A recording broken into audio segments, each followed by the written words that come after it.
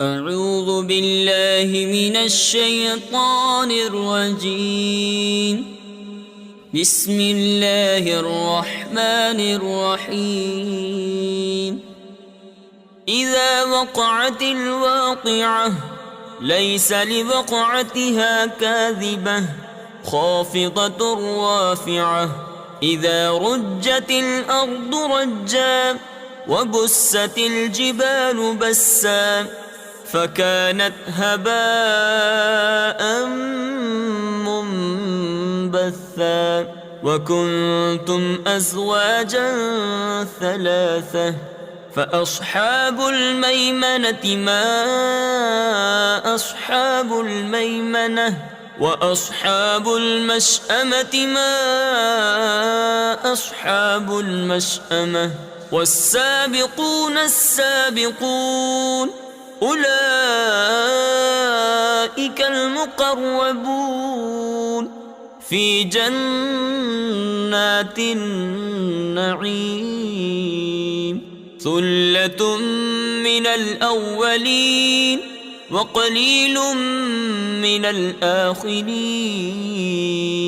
على سرر موضونة متكئين عليها متقابلين يطوف عليهم ولدان مخلدون بأكواب وأباريق وكأس من معين لا يصدعون عنها ولا ينصفون وفاكهة مما يتخيرون ولحم طير مما يشتهون وحور عين كأمثال اللؤلؤ المكنون جزاء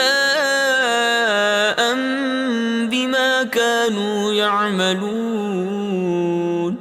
لا يسمعون فيها لغوا ولا تأثيما إلا قيلا سلاما سلاما. وأصحاب اليمين ما أصحاب اليمين في سدر مخضود وطلح منضود وظل ممدود وماء مسكوب وفاكهة كثيرة لا مقطوعة ولا ممنوعة وفرش مرفوعة. إنا أنشأناهن إنشاء فجعلناهن أبكارا عربا أترابا لأصحاب اليمين. ثلة من الأولين وثلة من الآخرين. وأصحاب الشمال ما أصحاب الشمال في سموم وحميم وظل من يحموم لا بارد ولا كريم إنهم كانوا قبل ذلك مترفين وكانوا يصرون على الحنث العظيم وكانوا يقولون أإذا متنا وكنا ترابا وعظاما أإنا لمبعوثون أو آباؤنا الأولون. قل إن الأولين والآخرين لمجموعون إلى ميقات يوم معلوم. ثم إنكم أيها الضالون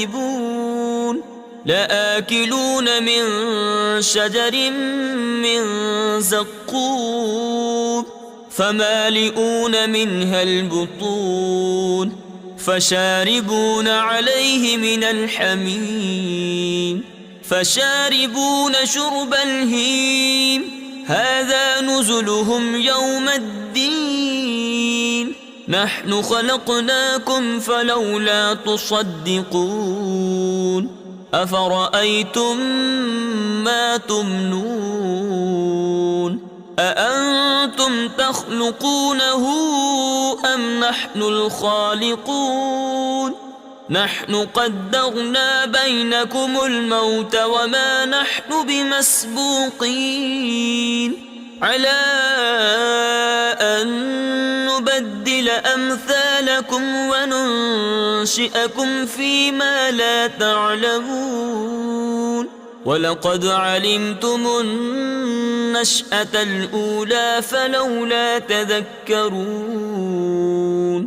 أفرأيتم ما تحرثون أأنتم تزرعونه أم نحن الزارعون لو نشاء لجعلناه حطاما فظلتم تفكهون إنا لمغرمون بل نحن محرومون أفرأيتم الماء الذي تشربون أأنتم أنزلتموه من المزن أم نحن المنزلون لو نشاء جعلناه أجاجا فلولا تشكرون أفرأيتم النار التي تورون